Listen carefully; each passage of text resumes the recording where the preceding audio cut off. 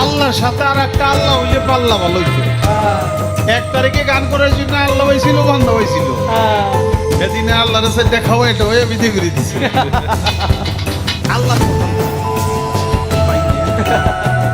আল্লাহ যে কইল প্রথম সৃষ্টি আমার এশ, প্রথম সৃষ্টি আবার কয় আমার আশ, প্রথম সৃষ্টি আবার কয় নূর, প্রথম সৃষ্টি আবার কয় রূপ।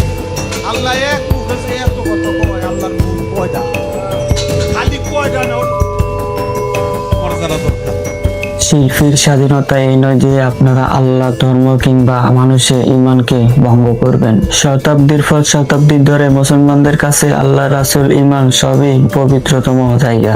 এই পবিত্রতার উপরে বিক্ষিপ্ত ব্যাখ্যা বা ইঙ্গিতপূর্ণ ভাষা ব্যবহার করা শুধু দায়িত্বহীনতাই নয়, এটা অনৈতিক দেউলিয়াপনা। আপনারা যদি গান, দর্শন বা লাইভ কথাবার্তায় আল্লাহর নাম নিয়ে খেলা করেন কিংবা এমন শব্দ বলেন যেটা মানুষকে কষ্ট দেয়, তাহলে সেই ভুলের দায় আপনাদেরই নিতে হবে। কেউ শিল্পীর নামের আড়ালে ধর্মীয় অনুভূতিতে আঘাত করার অধিকার রাখে না। সমাজ আপনাদের গান গাইতে দেয় ঠিকই, কিন্তু সমাজের ধর্মকে দুর্বলতা ভেবে ভুল করবেন না।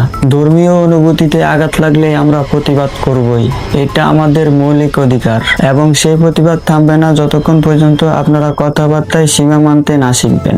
আপনারা যদি সত্যিই সংস্কৃতির প্রতিনিধি হন, তাহলে দায়িত্বশীল আচরণ করুন, কারণ আল্লাহর সম্পর্কে কটূক্তি করা কিংবা ব্যঙ্গ করা আমরা কখনোই মেনে নিব না।